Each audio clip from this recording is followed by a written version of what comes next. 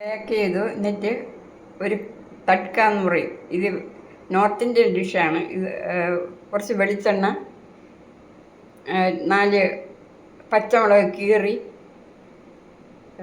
കടുകിട്ട് പൊട്ടിച്ച് കരിയേപ്പിലയും ഇട്ടിട്ട് ഇനി കുറച്ച് 1 സ്പൂൺ പഞ്ചസാര, 1 സ്പൂൺ പഞ്ചസാര ഇട്ട്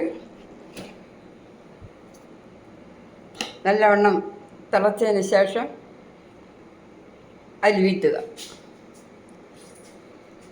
റെഡിയായി, നമുക്കിനി കഴിക്കാം. ഇത് തിളച്ചതിൽ വീറ്റണം. കടുക് താളിച്ച് പച്ചമുളകും കടുകും വെളിച്ചെണ്ണയിൽ കറിവേപ്പില ഇട്ട് പൊട്ടിച്ച്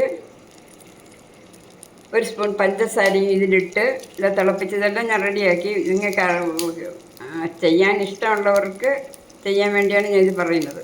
എന്നിട്ട് ഇതെടുത്ത് തിളച്ച് കഴിഞ്ഞു. ഇതിനെ ഈ ബേക്ക് ചെയ്ത സാധനത്തിൽ വീട്ടുക.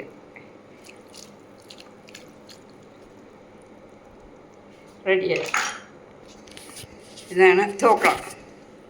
നോർത്ത് ഇന്ത്യൻ ഡിഷാണ് ധോക്ല. നല്ല രസമാണ് കഴിക്കാൻ.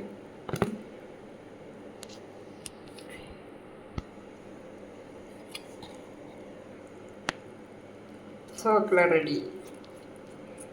നല്ല രസമുണ്ട്. ആദ്യം ഇത്തിരി പ്രയാസം തോന്നും നമുക്ക്, പക്ഷെ ഗ്രാജുവലി നമ്മൾ അഡിക്റ്റായി മാറും. എനിക്കിപ്പോൾ ഇഷ്ടമാണ്. ഉച്ചയ്ക്ക് ഞാൻ ഇതാണ് ഉണ്ടാക്കി കഴിക്കാൻ പോണത്. താങ്ക് യു മക്കളെ. ഇഷ്ടമായെങ്കിൽ സബ്സ്ക്രൈബ് ചെയ്യുക. Thank you.